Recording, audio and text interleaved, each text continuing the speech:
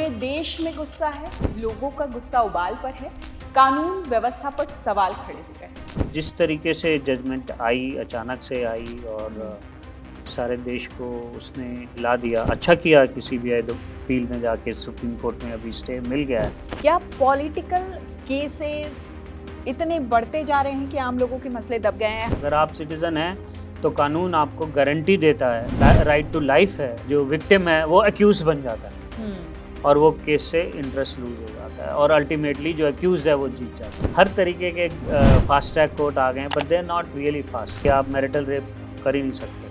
Husband wife में rape क्या होता है? कुछ नहीं होता। कंटेम्प्ट ऑफ कोर्ट क्या होता है? बहुत तरीके होते हैं जिनसे क्लाइंट्स को समझाया जाता है कि तुम ऐसे करो, तुम बच जाओगे, तुम ऐसे करो। तो क्या लगता है रेप की परिभाषा बदलने की जरूरत है? नमस्कार, मैं हूं आपके साथ रचना। कुलदीप सिंह सेंगर का मुद्दा पूरे देश में बवाल की वजह बना हुआ है। लोग बेहद गुस्से में हैं और देश की कानून व्यवस्था पर सवाल खड़े किए जा रहे हैं। इलीगल माइग्रेंट्स का मुद्दा भी गर्माता जा रहा है। इसे लेकर भी कानून और मानवाधिकार के लिहाज से बहुत सारे सवाल पैदा हो चुके हैं। बहुत ज़रूरी है कि ऐसे में हम अपनी कानूनी समझ को थोड़ा ज़्यादा बढ़ाएं, उसे थोड़ा पैना करें। और इसी वजह से आज हमने एक खास मेहमान को अपने स्टूडियो में बुलाया है। हमारे साथ यहाँ पर मौजूद हैं दिनेश जोतवानी जी। आपका बहुत बहुत स्वागत है। सुप्रीम कोर्ट के जाने माने लॉयर हैं और आज हमसे बातचीत करेंगे उन तमाम मुद्दों पर, उन तमाम विषयों पर जो लोगों के गुस्से की वजह बना हुआ है। कुलदीप सिंह सेंगर, मुझे इससे ज़्यादा कुछ कहने की ज़रूरत नहीं है। पूरे देश में गुस्सा है, लोगों का गुस्सा उबाल पर है, कानून व्यवस्था पर सवाल खड़े हो रहे हैं। इस पूरे केस को लेकर हमारी न्याय व्यवस्था पर असर क्या हुआ है? ये जो दिल्ली हाई कोर्ट का जो ऑर्डर आया कि उनका सेंटेंस को सस्पेंड कर दिया और बेल भी दे दिया, तो इस पे बहुत गुस्सा है लोगों में। विक्टिम के तो परिवार वाले जो हैं वो तो हैं ही, अपने स्ट्रीट पे आ गए हैं वो। लेकिन देखा जाए तो पूरे देश में कि ये क्लियर कट एविडेंस जब था कि इस केस में एक एक एविडेंस अगर आप देखेंगे तो ऐसे लग रहा था कि इनको जेल होनी चाहिए, इनको कड़ी से कड़ी सजा मिलनी चाहिए। सजा याफ्ता होने के बावजूद बेल मिल जाए। हाँ, फिर भी ये सस्पेंड हो जाता है और जो रीजंस कोर्ट देता है उस रीजंस को लोग बिल्कुल एक्सेप्ट नहीं करते। विक्टिम तो करेगा ही नहीं ऑफ कोर्स, लेकिन लोग का गुस्सा इससे बहुत ज़्यादा बढ़ गया। ऐसे लग रहा है कि विक्टिम की ही गलती थी, जैसे बुरा फंसाया गया था। तो उस तरीके से, जिस तरीके से जजमेंट आई, अचानक से आई और सारे देश को उसने हिला दिया। अच्छा किया कि सीबीआई अपील में जाके सुप्रीम कोर्ट में अभी स्टे मिल गया है। पर बीच में जिस तरीके का बयान आ रहे थे, जो एक लीगल सिस्टम पे ही सवाल उठते हैं। ये पूरे लीगल सिस्टम में क्या चल रहा है आज? क्या हम जस्टिस डिलीवर नहीं कर सकते? क्या हम जस्टिस टाइमली नहीं डिलीवर कर सकते, इफेक्टिवली नहीं कर सकते? क्या हम छोटी छोटी टेक्निकलिटीज़ की, वो पब्लिक सर्वेंट थे नहीं थे, उसके बेसिस पे हम क्या पूरे सेंटेंस को सस्पेंड कर देंगे? नहीं दिनेश जी, इतने जघन्य अपराध के लिए किसी को इतनी कड़ी सजा दी गई है और वो rare of the rarest case की है। और ऐसी स्थिति में उसे हाई कोर्ट से बेल मिल जाना और हाई कोर्ट से बेल मिलने के बाद हालांकि सुप्रीम कोर्ट ने उस पर स्टे लगा दिया। ऐसी स्थिति में इस सुप्रीम कोर्ट के पूरे फैसले को किस तरह देखा जाना चाहिए? इस सुप्रीम कोर्ट ने भी अभी पूरा कंप्लीट फैसला नहीं बताया है, क्योंकि देखा जाए तो दिल्ली हाई कोर्ट ने सिर्फ स्टे लगाया। अभी स्टे ही लगाया। अभी हियरिंग्स होंगी, बाद में होंगी।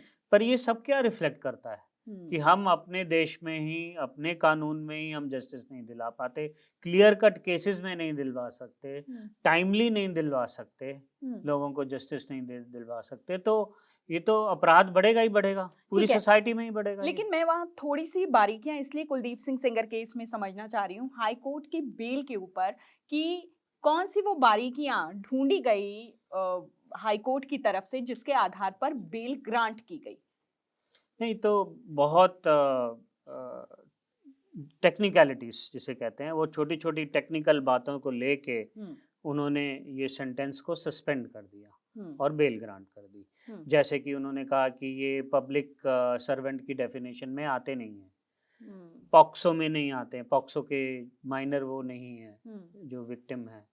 और जो बाकी और सर्कमस्टेंसेस हुए वो तो अगले दूसरे केसेस चल रहे हैं। तो ऐसी ऐसी जो बातें थी जजमेंट में, तो उससे बहुत ज़्यादा पब्लिक में गुस्सा आया कि ये तो टेक्निकल बातें हैं ना, कि ये ट्रायल में ये नहीं पूछा गया या ये नहीं हुआ ट्रायल में पूछा कानून गया। की बारीकियों का फायदा उठाया गया बहुत ज़्यादा, और अनफॉर्चुनेटली बहुत सारे केसेस में अब यही हो रहा है। आप देखो तो जो हमारा BNSS है और BNS है, भारतीय न्याय संहिता, और भारतीय नागरिक सुरक्षा संहिता, तो ये उन पे छोटे छोटे चीज़ों को लेके, टेक्निकलिटीज़ को, पहले ये होना चाहिए एविडेंस, फिर वो होना चाहिए, इससे लोग बली हो रहे हैं, पूरे के पूरे बरी हो रहे हैं केसेस में। और पहले तो आपका ट्रायल ही 10 साल चल रहा है, उसके बाद आप ट्रायल के बाद सबको बरी कर रहे हैं। इस पे मैं आऊंगी हमारे इस पूरे इंटरव्यू के अगले हिस्से में, लेकिन एक और बड़ा मसला इन दिनों खूब छाया हुआ है इलीगल माइग्रेंट्स को लेकर। हमारे देश में क्या वाकई इलीगल माइग्रेंट्स की वजह से देश की सुरक्षा व्यवस्था, मानवाधिकार, हमारे देश को किसी तरह का थ्रेट है, हम आम नागरिकों को किसी तरह का थ्रेट है? हमारा कानून क्या कहता है इस पर? कानून तो बहुत क्लियर है, CAA लागू हो गया, सिटीजनशिप एक्ट का अमेंडमेंट भी लागू हो गया है। आजकल आप देख रहे हैं वो सर जो वोटिंग उसमें फिल्टर्स हो रहे हैं कि ये वोटर लिस्ट में जो सर के सर्वे हो रहे हैं, देखा जाए तो ये जो सर्वेज हो रहे हैं उसमें वो बेशक उसमें इन्फोर्समेंट में थोड़ा प्रॉब्लम होगा, बट जो इमिग्रेंट्स की वजह से जो प्रॉब्लम्स क्रिएट हो रही हैं, और मैं इंडिया की बात नहीं कर रहा, मैं ग्लोबली भी बात कर रहा हूँ। आजकल जो इमिग्रेंट्स और ख़ासकर जो इलीगल इमिग्रेंट्स हैं, कि वो आपकी जॉब्स ले लेते हैं, वो देखा जाए तो सबसे ज़्यादा जो प्रोसिक्यूशन या जेल में जाते हैं वो इमिग्रेंट्स जाते हैं, तो उससे और मल्टीप्लाई प्रॉब्लम्स तो होती हैं। तो अगर मैं इस देश की नागरिक हूँ और मैं अपने कानून की सहायता लेना चाहूँ इसे लेकर, तो मैं क्या ले सकती हूँ? इतने लॉ में हमारे ऐसी कोई सुविधाएं दी गई हैं, ऐसी कोई क्लॉजेस डाले गए हैं, कोई ऐसी तकनीकी बारीकियां हैं जिसकी वजह से हम नुकसान ना झेलें, हमें किसी तरह का थ्रेट ना हो इस वजह से? हाँ बिल्कुल, आपके तो फंडामेंटल राइट्स हर सिटीजन के पास हैं। अगर आप सिटीजन हैं तो कानून आपको गारंटी देता है, राइट टू लाइफ है, आपके फंडामेंटल राइट्स इम्पैक्ट हैं। आपको पहले प्रायोरिटी मिलनी चाहिए जॉब्स की, देखा जाए तो इकोनॉमिकली आपको पहले फ़ायदा होना चाहिए, सोशल जस्टिस आपको पहले मिलना चाहिए। पर क्या होता है कि क्योंकि बाहर से बहुत लोग आते हैं, और देखा जाए जैसे इंडिया जैसे देश में तो हमारे बॉर्डर्स ऑलमोस्ट ओपन है, देखा जाए तो कोई भी आ सकता है, चाहे नेपाल से, इवन श्रीलंका से, बांग्लादेश से, तो ये पोरस बॉर्डर्स हैं, यहाँ से कोई आएगा तो आप रोक नहीं सकते। अभी एक केस में किसी ने अपने इतने सारे आधार कार्ड भी बना के दिखा दी कि मेरे पास इतने सारे आधार कार्ड हैं, और दावा कर रहे हैं कि वो यहीं के हैं। हाँ। जब इलीगल माइग्रेंट्स की हम बात करते हैं तो यहाँ पर बात ड्रग्स की करनी बहुत ज़रूरी है। ड्रग्स की बात मैं इसलिए कर रही हूँ क्योंकि एक बहुत बड़ा कहूँ स्टॉक पकड़ा है दिल्ली पुलिस ने। अभी कुछ महीने पहले की बात है, काफ़ी बड़ी संख्या में पकड़ा गया, और उसमें बहुत सारे विदेशी लोगों के नाम भी सामने आए, विदेशी लोगों के नाम भी सामने आए जो इलीगल तरीके से हमारे यहाँ रह रहे थे। और दिल्ली में एक बहुत बड़ा एरिया है तिलक नगर, अगर आपने सुना होगा, वहाँ के लोग इनसे काफ़ी परेशान हैं। वहाँ के लोग की बात मैं इसलिए कर रही हूँ क्योंकि मेरे काफ़ी सारे रिलेटिव्स वहाँ रहते हैं। उनका कहना है कि रात भर ये रेंट पर लेते हैं घर, रात भर वहाँ रहते हैं, और ड्रग्स जैसी एक्टिविटीज़ उनके यहाँ धड़ल्ले से होती है, खुले तौर पर होती है। तो क्या ये हमारे लीगल सिस्टम के लिए एक बहुत बड़ी चुनौती नहीं है?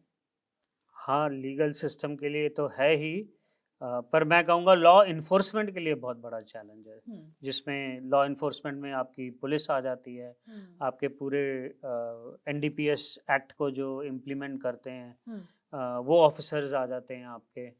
और मुझे पता है आप वो केसेस की जिसमें वो नाइजेरियन सिटीजन्स हैं और वो इलीगली रह रहे हैं इंडिया में, पता नहीं आके ओवरस्टे किया या कैसे आए वो बॉर्डर से, उसकी इन्वेस्टिगेशंस अभी हो रही हैं। पर बहुत ज़्यादा क्वांटिटी में उनके पास ड्रग्स पाए गए,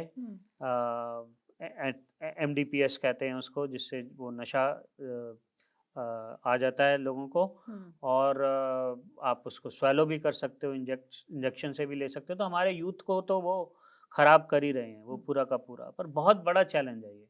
आप कोई भी जगह पे चले जाइए, आप ये मिल जाते हैं ड्रग्स, लाजपत नगर में मिल जाते हैं। आप देखेंगे तो इवनिंग में इवन गर्ल्स को भी दिए जाते हैं ये, और बहुत सारे पेडलिंग करते हैं कि अगर आप आगे दोगे। कानून क्या है सर इस पर? कानून तो बहुत स्ट्रिक्ट है। कानून अगर आपका पकड़ा गया, आपका 50 ग्राम से ऊपर पकड़ा गया तो आप अरेस्ट हो जाएंगे। अंडर एनडीपीएस एक्ट आपके कई बार होता है कि आपको फार्मा के लिए, फार्मास्यूटिकल के लिए ऐसी ड्रग्स चाहिए होती हैं जो, लेकिन उसका एक निश्चित मात्रा है। हाँ बिल्कुल, क्वांटिटी है उसकी। और अगर आपके पास ज़्यादा है तो यानी कि आप पेडलिंग कर रहे हो, इट इज़ प्रिज्यूम कि आप पेडलिंग कर रहे हो। इसमें बहुत बड़ी सज़ा भी है, मिनिमम 10 इयर्स की सज़ा है। उसमें बेल मिलना भी बहुत मुश्किल है। पर प्रॉब्लम ये, जैसे आपने पहले कहा, ये पूरे लीगल सिस्टम की प्रॉब्लम हो जाती है। इसमें भी बेल मिल जाती है, लोग भाग जाते हैं यहाँ से, पता नहीं लगता कि कौन कर रहा है कौन नहीं कर रहा है, ये सारा का सारा। अगेन इसमें भी बहुत ब्राइबरी चलती है कि आपको हम आप हमारे एक्शन उससे हमारा लीगल सिस्टम अलग तरीके से जूझ रहा है। हाँ, उससे अलग, करप्शन से अलग वो जूझ रहा है। ठीक है, मैं अगले हिस्से पर आती हूँ हमारे इंटरव्यू के। एक बहुत महत्वपूर्ण सवाल मैं रेप केसेस को लेकर पूछना चाहती हूँ। एनसीआरबी का डेटा है साल 2023 की, अगर हम बात करें 23-24 में हर दिन 29,500 30,000 के आसपास ये रेप केसेस जो हैं फाइल होते हैं।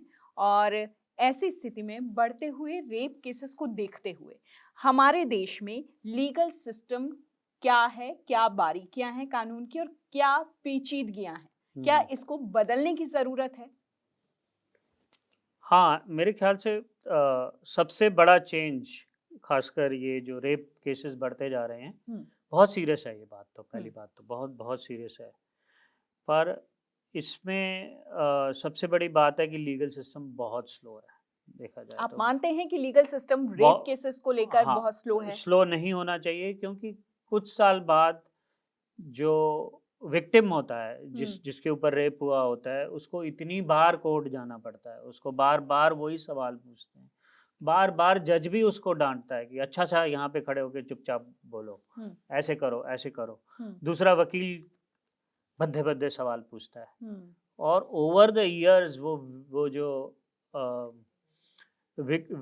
विक्टिम है वो एक्यूज बन जाता है, और वो केस से इंटरेस्ट लूज हो जाता है, और अल्टीमेटली जो एक्यूज्ड है वो जीत जाता है। तो क्या बदलने की जरूरत है इसमें जो कि बहुत फैशनेबल वर्ड हो गया आजकल, fast track court. Fast track court कीजिए, but in real sense fast track court कीजिए।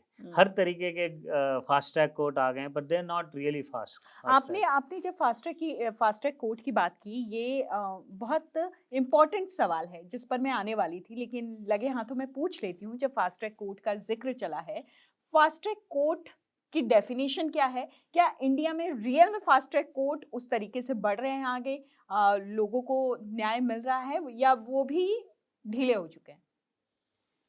ये फास्ट ट्रैक कोर्ट तो शुरू तो में तो बहुत अच्छा लगता है और जल्दी जल्दी होते हैं, पर वो फास्ट ट्रैक कोर्ट भी ओवरलोड हो जाते हैं कुछ साल में। रिसेंटली कमर्शियल कोर्ट एक्ट पे देखिए, जो केसेस कमर्शियल कोर्ट्स इस्टेब्लिश किए थे, हर डिस्ट्रिक्ट में किए थे, कि जो भी कमर्शियल केसेस हैं, क्योंकि हमारी वर्ल्ड रैंकिंग कम हो रही थी ऑन इन्फोर्समेंट ऑफ कॉन्ट्रैक्ट, तो तब लॉ मिनिस्टर श्री अरुण जेटली जी ने ये बहुत अच्छा एक्ट लेके आए थे 2015 के करीब। उसमें भी बहुत फास्ट ट्रैक में थे ये केसेस, 1 साल में हो जाता था। पर अब देखिए उनके भी क्या हाल है, 5-5 साल तक केसेस चलते रहते हैं, सेम तरीके से ट्रायल होता है। नेगोशिएबल इंस्ट्रूमेंट एक्ट 138, फिर से ये फास्ट ट्रैक कोर्ट कहा था गवर्नमेंट ने होंगे, पर वो उनमें भी बहुत ज़्यादा, एक चेक बाउंस होता है तो आपको जस्टिस ही नहीं मिलता, 5 साल 7 साल तक वो केसेस चलते रहते हैं।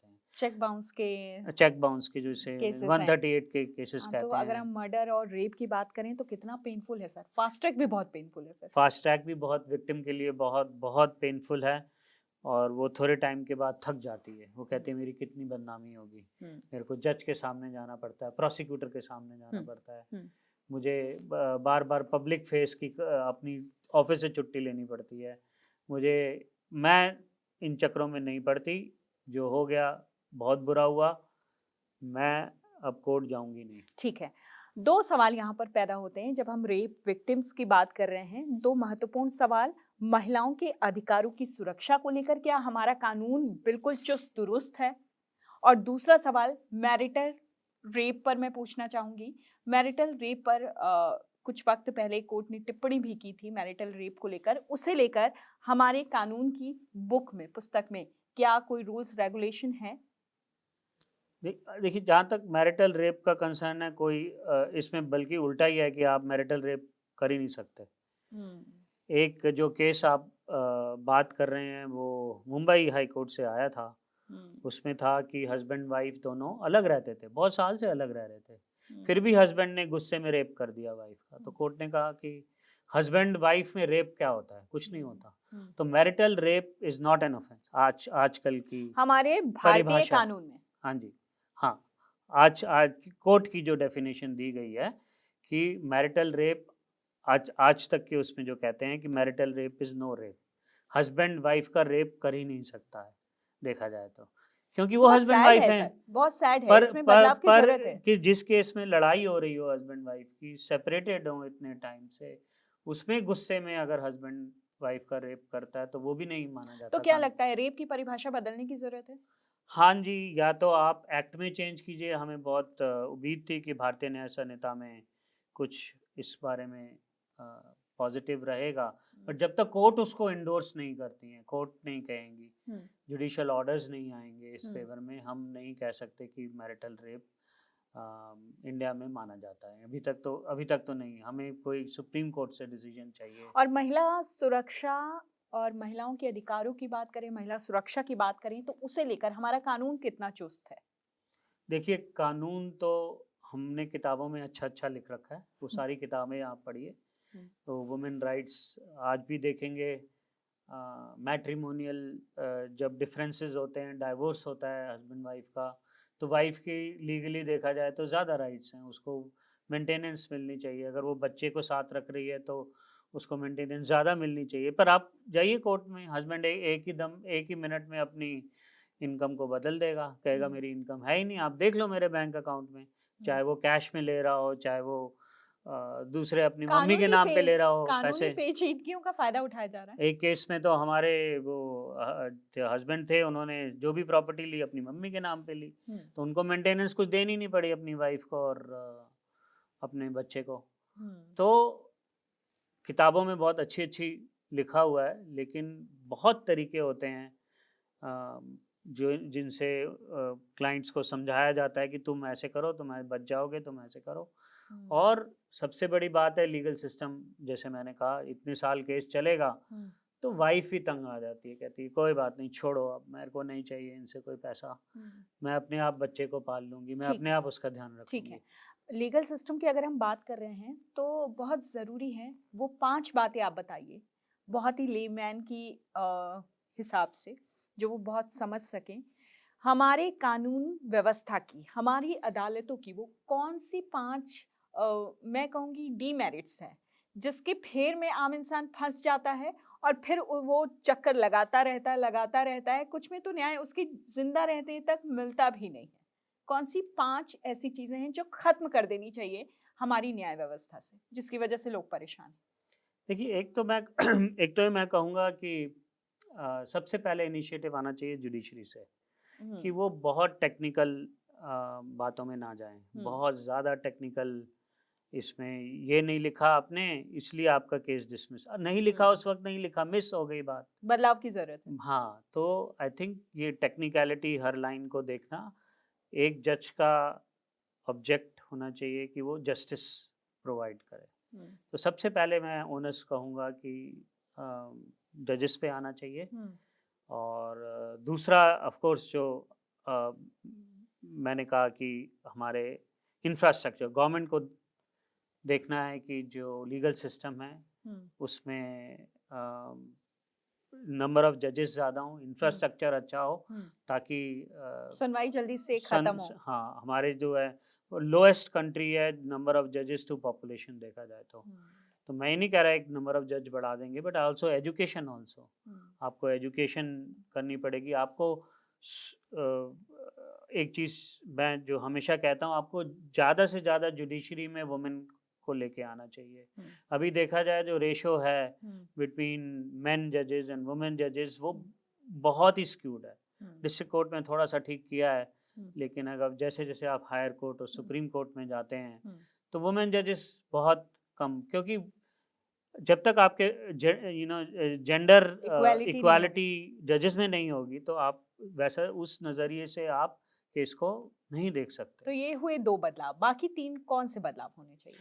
मैं तो ये भी कहूँगा कि जो लॉ इन्फोर्समेंट है आपका, जो पुलिस है जो आपको इन्फोर्स करती है, जो वो तेज़ होनी चाहिए। इन्वेस्टिगेशन, आधे से ज़्यादा केसेस हम इसलिए हारते हैं क्योंकि उस वक्त आईओ, जिसे इन्वेस्टिगेटिंग ऑफिसर कहते हैं, उसने प्रॉपरली इन्वेस्टिगेट नहीं किया, तो वो लीगल सिस्टम का पार्ट ही है। तो मैं चाहूँगा कि इन्वेस्टिगेशन को मोर लाइक रूल्स बनाइए, उसके भी रूल्स बनाइए कि आप ऐसे इन्वेस्टिगेट करिए, ऐसे एविडेंस को, एविडेंस ही नहीं प्रिजर्व होता। देख आजकल डिजिटल वर्ल्ड में तो एविडेंस प्रिजर्व करना तो बहुत ज़रूरी है, तो कोर्ट पुलिस लोग इसको नहीं देख सकते। अब मैं डिजिटल और साइबर क्राइम पर आना चाहूँगी। मैं चाहती हूँ कि बहुत संक्षेप में आप इसे समझाएं। जिस तरीके से डिजिटल अरेस्ट के केसेस बढ़ रहे हैं, साइबर फ्रॉड के केसेस बढ़ रहे हैं, पैसों से जुड़े हुए अपराध बढ़ते जा रहे हैं, हमारे कानून में क्या व्यवस्थाएं हैं, और अगर किसी के साथ ऐसा होता है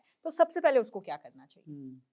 देखिए, ये जो क्राइम्स हैं, डिजिटल क्राइम्स हैं, ये इंडिया में ही नहीं कन्फाइन है।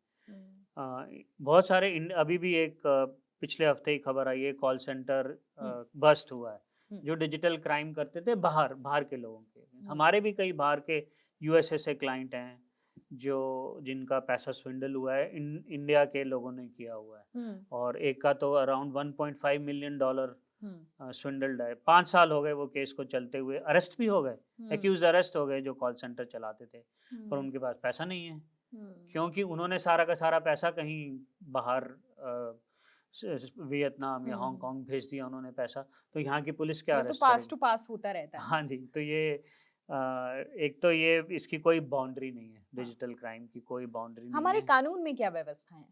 हमारे इंफॉर्मेशन टेक्नोलॉजी एक्ट 2000 बहुत उसमें बहुत सारे प्रोविजंस हैं। 7 साल की सज़ा है अगर कोई भी डिजिटल डिवाइस यूज़ करके कोई क्राइम करता है, चाहे वो मोबाइल फ़ोन हो, चाहे लैपटॉप हो, चाहे डेस्कटॉप हो, कोई भी डिवाइस यूज़ करके अगर आप कोई क्राइम करते हो तो इंफॉर्मेशन टेक्नोलॉजी है। आपको जो ट्रेडिशनल भारतीय न्याय संहिता, इंडियन पीनल कोड तो लगेगा ही, लेकिन आपको साथ में इंफॉर्मेशन टेक्नोलॉजी एक्ट पे भी आपको साइबर क्राइम जिसे कहते हैं, पॉपुलरली हम इसको साइबर क्राइम कहते हैं, बट एक्चुअली साइबर क्राइम सारे ओरिजिनेट होते हैं इंफॉर्मेशन आईटी एक्ट जिसे कहते हैं उससे ओरिजिनेट हो। तो कानून मैंने कहा बहुत स्ट्रांग है, पर मैं खुद साइबर पुलिस स्टेशन बहुत बार जा चुका हूँ विक्टिम्स की तरफ से कि मेरे क्लाइंट का ये हो गया, ये बाहर रहता था, ये क्राइम हो गया। आजकल बड़ा सारा वो भी चल गया, रोमांस स्कैम। रोमांस स्कैम में लड़कियां आती हैं, आपको रोमांटिक बातें बताती हैं और वो आपको पैसे निकलवाती रहती हैं, तो ये भी एक बहुत बड़ा क्राइम हो गया, और जो कि आप इंडिया के बाहर करते हैं। तो जब कंप्लेंट लेने जाओ, मैं खुद गया, जैसे मैंने बताया, मैं खुद पुलिस स्टेशन गया हूँ, साइबर पुलिस स्टेशन, वहाँ पे कहा वकील साहब ये देखिए 50 लोग पहले बैठे हुए हैं, वो भी भर गए हैं, वो पुलिस स्टेशंस भी पूरे के पूरे भर गए हैं। हालांकि जो आपका नेशनल साइबर क्राइम पोर्टल है जो मिनिस्ट्री ऑफ होम अफेयर्स का है, आप उसमें ऑनलाइन जमा कर सकते हैं कंप्लेंट, पर उसको फॉलो अप करने के लिए अल्टीमेटली एक इन्वेस्टिगेटिंग हम ऑनलाइन हमने कंप्लेंट कर दी, कुछ नहीं होगा उसका। ओके, आपको फाइनली follow-up पुलिस खुद ही- स्टेशन जाना ही पड़ेगा। हाँ, फॉलो अप लेने के लिए आपको जाना ही पड़ेगा, आपके हाँ, वकील को और वहाँ पर। फिर टेक्निकल बातें आ जाती हैं, जी ये हमारा थाना नहीं पड़ता, ये हम्म। तो ये साइबर क्राइम है, अमेरिका में हुआ है। मतलब ये परेशानी ना जाने कब से आ चुकी है हमारे पापा दादी के ज़माने से, लेकिन ये एक ऐसी प्रॉब्लम है कि हमारा थाना नहीं पड़ता, हमारा हाँ, इलाका नहीं है, आपको यहाँ जाना है, वहाँ जाना है, हाँ, यहाँ भटकना है। हाँ, वो अभी तक सॉल्व नहीं हो पाई है। नहीं, नहीं। सॉल्व होनी बहुत ज़रूरी है। हालाँकि ये जो मैंने आपको बताया national cyber crime portal, ministry of home affairs, ये प्रॉब्लम सॉल्व करने इसके लिए एस्टैब्लिश हुआ कि आपका कहीं पे भी क्राइम हो, आप यहाँ रिपोर्ट कीजिए, फिर वो अब थाने में भेजेंगे, पर वो हो नहीं रहा। इम्प्लीमेंटेशन में बहुत ज़्यादा चैलेंजेस हैं और hopefully over the years we will see result, पर अभी बहुत ज़्यादा स्कैम, डिजिटल अरेस्ट से लेके, जो मैंने बताया रोमांस स्कैम से लेके, सीधा फ्रॉड से लेके जो हो रहे हैं, हमारे पास तो बहुत केसेस आते हैं ठीक है। इस मामले के। जुडिशरी से जो भी न्याय हमें मिलता है, उसे कई दफ़े ऐसा लगता है कि वो भ्रमित करने वाला है।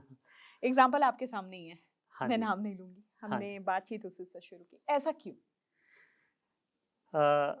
देखिए बिल्कुल आपने ठीक बोली बात ये कि इट्स कई बार लगता है अरे हमारे फेवर में ऑर्डर आ गया, बट उस ऑर्डर को आप क्या करेंगे? एग्जीक्यूट नहीं हो सकता, फिर उसकी अपील हो सकती है, अपील की अपील हो सकती है। हुँ। हमारे पास केसेस जो आ रहे हैं, एक 1965 से लैंड डिस्प्यूट आ रहा है, अभी तक वो, वी आर इन 2025, अभी तक वो लैंड डिस्प्यूट चल रहा है, सुप्रीम कोर्ट में अभी हमने डाला, एडमिट हो गया, अभी और चलेगा। फिर जब वो लोग मर जाएंगे जो फैमिली डिस्प्यूट में है, फिर उनके लीगल एयर्स लैंड डिस्प्यूट वो शुरू कर देंगे, फिर इम्प्लीड करो, 10 साल उसमें निकल गए। तो अल्टीमेटली कई बार आपके फेवर में ऑर्डर आ जाता है। एक बैंगलोर में हम केस कर रहे हैं, ऑर्डर हमारे फेवर में है, पर उसके बच्चे मर गए, फिर कोई और आ गया बीच में, तो वो चलता जा रहा है केस पिछले 20 साल से।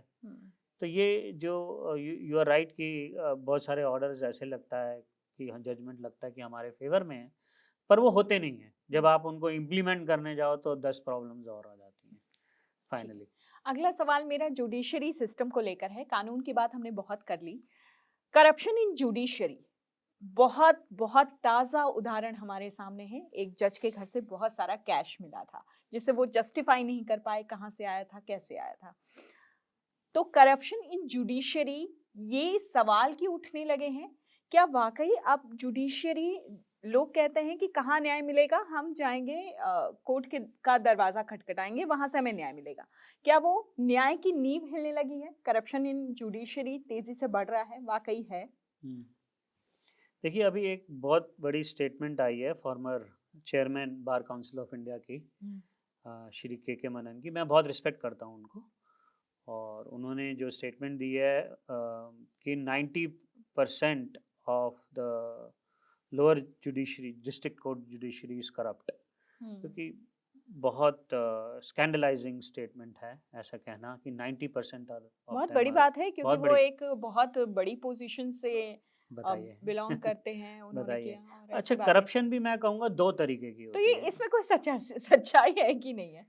इस पे मैं कमेंट नहीं करूँगा, कहीं मेरे पे ही कंटेम्प्ट ऑफ कोर्ट ना हो जाए। बट हाँ, दो तरीके की करप्शन होती है देखा जाए तो। एक तो है जो आपने एग्जांपल लिया कि बहुत सारा कैश पकड़ा गया, कि जजेस ने डायरेक्टली कैश ले लिया या कुछ लैंड ले ली, अपार्टमेंट ले लिया कोई बिल्डर से, तो ये that is a direct corruption. But there is also a lot of indirect corruption also happening. पता नहीं श्री के मनन किस जी की बात करें, इनडायरेक्ट करप्शन, कि आप जानते हैं, उस वकील को जानते हैं या उस क्लाइंट को जानते हैं, वो वकील आपके को दिवाली गिफ्ट देता है, मिलता है, कोर्ट में मिलता है, बाहर मिलता है, आपका बैचमेट था, दैट इज इनडायरेक्ट करप्शन। उसमें भी जो जजेस हैं ना, थोड़े बायस हो जाते हैं कि let us favour the party that is known. So one is the cash part, then there is also an indirect है या नहीं है? corruption.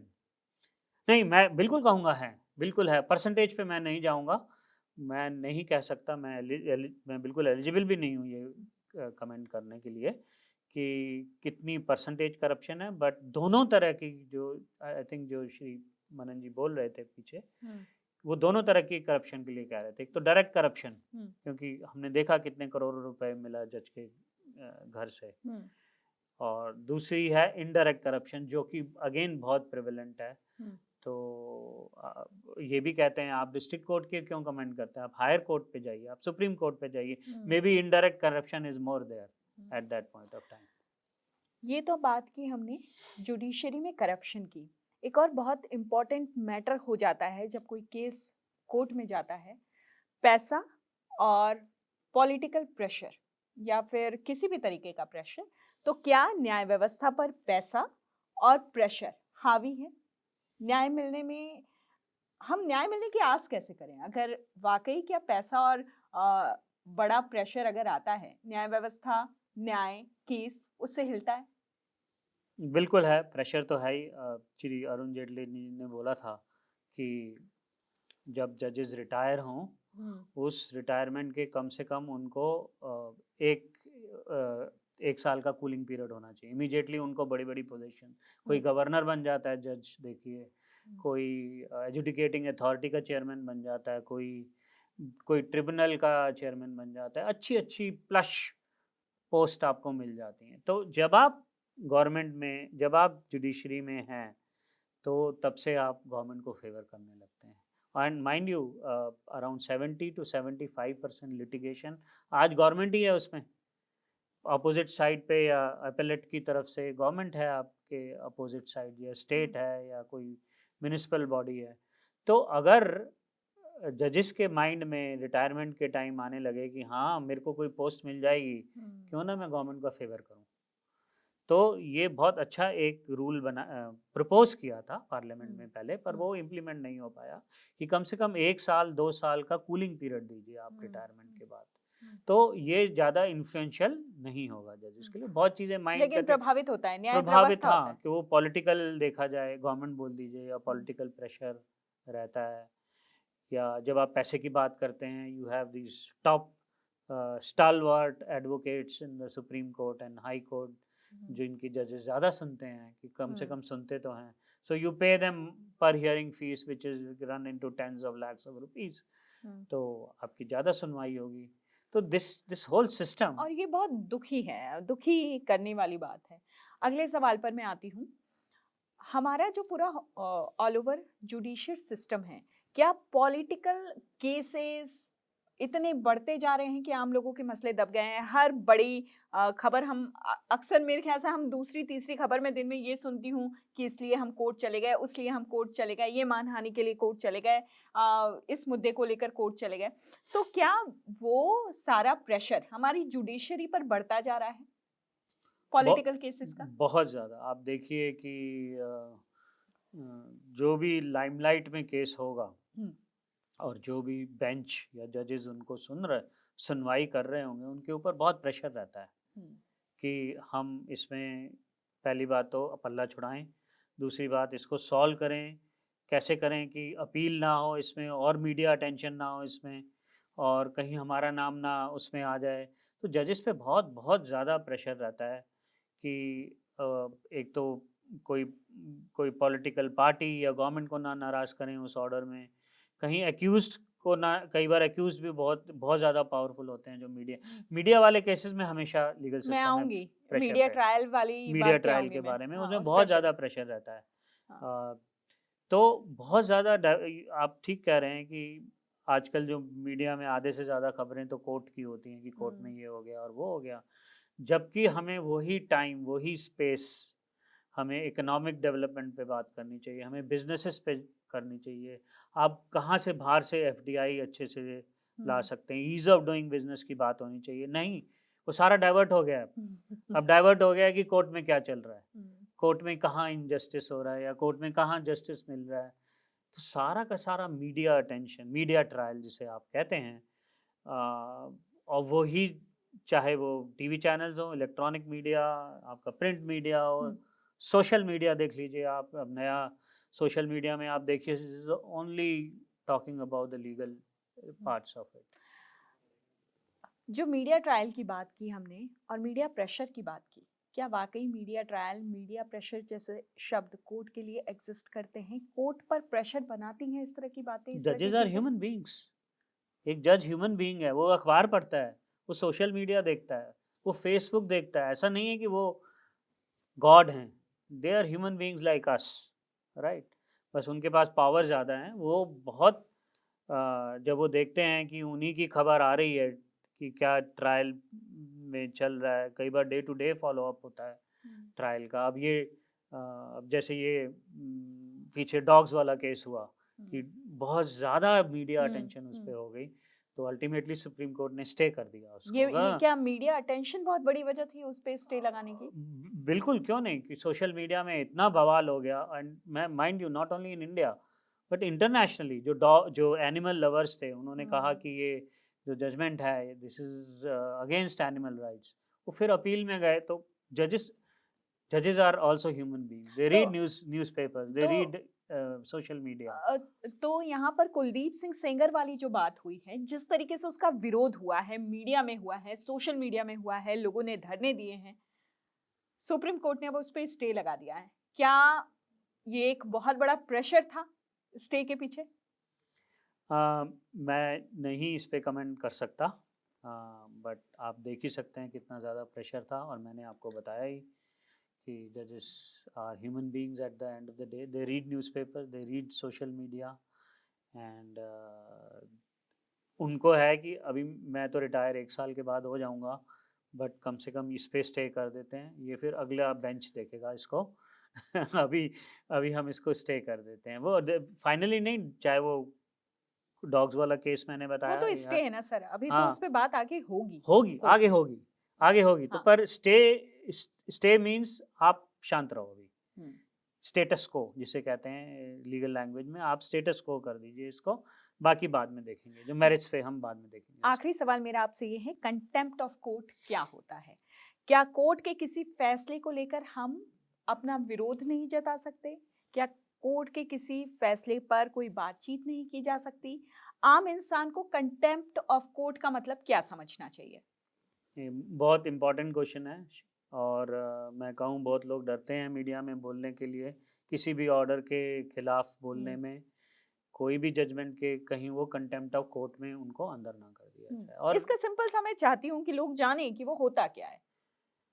कि अगर आप कोई भी स्टेटमेंट देते हो जो स्कैंडलाइज करती है लीगल सिस्टम को या जजेस को या जुडिशरी को या वकीलों को भी, तो उसको हम कंटेम्प्ट ऑफ कोर्ट माना जाएगा वो स्टेटमेंट को। तो मीडिया बहुत केयरफुल रहता है। हाँ, इसका एक डिफेंस है, that is called fair criticism. मैं चाहूँ तो मैं नहीं एग्री करता कोई जजमेंट से, मैं कह सकता हूँ मैं नहीं एग्री कर रहा इस जजमेंट से, बट आपको रीज़न देने पड़ेंगे, आपको वो जजमेंट पढ़नी पड़ेगी। ऐसे ही नहीं आप मीडिया में जाके या एक्स पे जाके लिख दो या इंस्टाग्राम में लिख दो, आपने जजमेंट पढ़ी क्या? आप उसको फेयरली क्रिटिसाइज कीजिए, वो डिफेंस है। पर आप सीधा जाके एक स्टेटमेंट आप एक्स पे लिख देते हैं और एलिगेशंस लगाना। एलिगेशन लगा देते हैं कि ये जुडिशरी इज बाइस्ड, जज को ये भी नहीं पता, जज को वन भी नहीं पता। पर जजेस ने फाइल तो पढ़ी होती है ना पूरी की पूरी। आलोचना कर सकते हैं, आरोप नहीं लगा सकते। बिल्कुल, जितना मुझे बिल्कुल, समझ आया। बिल्कुल, बिल्कुल ठीक आपने बोला, बिल्कुल ठीक कहा कि फेयर क्रिटिसिज्म आप कर सकते हैं। पर अगर आपने कोई ऐसी स्टेटमेंट बिना पढ़े बोल दिया कि, और जिससे लीगल सिस्टम को लगे कि ये बाइस्ड है, तो आप कंटेम्प्ट ऑफ कोर्ट में आपको बिल्कुल कोई जर्नलिस्ट, चाहे कोई कितना भी बड़ा हो, चाहे वो जर्नलिस्ट हो, चाहे कोई मीडिया हाउस चलाता हो, अगर उसने ऐसी स्टेटमेंट दी है बिना पढ़े जजमेंट के और बड़ी इररिस्पॉन्सिबल जजमेंट दी है, तो वही court, and contempt of court का एक और वो है कि वही कोर्ट समन करेगा उसको, राइट। अच्छा। आपको दूसरे कोर्ट जाने की जरूरत नहीं है, हाँ। आपको पुलिस थाने जाने की जरूरत नहीं, वही कोर्ट उसको समन करेगा कि how do you make this statement, और उधर ही उसी वक्त ही कस्टडी में ले लेगा, जेल में ले लेगा। तो कोर्ट के पास इतनी पावर है, ओके। पर इसलिए we have to be very cautious कि आप डिफरेंस, मैं खुद भी बहुत सारी जजमेंट्स के ओपिनियन डिफरेंस एक्सप्रेस करता हूँ, बहुत ज़्यादा कोर्ट के ऑर्डर्स के करता हूँ, but I give a reason to it कि मैं क्यों कर रहा हूँ, किस पार्ट पे, किस पैराग्राफ पे। सुप्रीम कोर्ट पहले ये बोलता था, अब ये बोलता है, इसमें ये बोला, that is a fair criticism या फेयर कमेंट जिसे कहते हैं, फेयर कमेंट है एक जजमेंट में, मैं कर सकता हूँ। कानून इतना बड़ा विषय है कि इस पे जितनी बात की जाए उतना कम है, और हर एक विषय की, कानून में भी जितने लॉज हमारे बने हुए हैं उसमें उसकी बारीकियों की बात करनी जो है वो बहुत ज़रूरी है। तो बहुत बड़ा विषय है, बहुत वास्ट सब्जेक्ट है और ऐसी स्थिति में सिर्फ एक ये इंटरव्यू काफ़ी नहीं है, बल्कि इस तरह की बहुत सारी बातचीत भी हम आगे करते रहेंगे। लेकिन अभी जितनी बातें आपने हमें बताई, खास तौर पर कुलदीप सिंह सेंगर मसले को लेकर, इलीगल माइग्रेंट्स को लेकर, साइबर क्राइम को लेकर और मैं ये बहुत इंपॉर्टेंट मानती हूँ कंटेम्प्ट ऑफ कोर्ट को लेकर, तो लोगों के दिमाग में ज़रूर उनके जाले साफ हुए होंगे और बहुत आसान भाषा में उन्हें समझ आया होगा कि इन सब पर हमारे कानून व्यवस्था की, हमारे जो लीगल सिस्टम है, जुडिशरी है, उसके टेक्स क्या है। बातचीत करने के लिए, यहाँ आने के लिए, हमसे इतनी इंपॉर्टेंट जानकारी शेयर करने के लिए आपका बहुत बहुत शुक्रिया दिनेश जी। थैंक यू रचना जी, बहुत अच्छा लगा मुझे आपसे बात करने का। Hopefully will have more occasions. Thank thank you you so much. Thank you Rachna.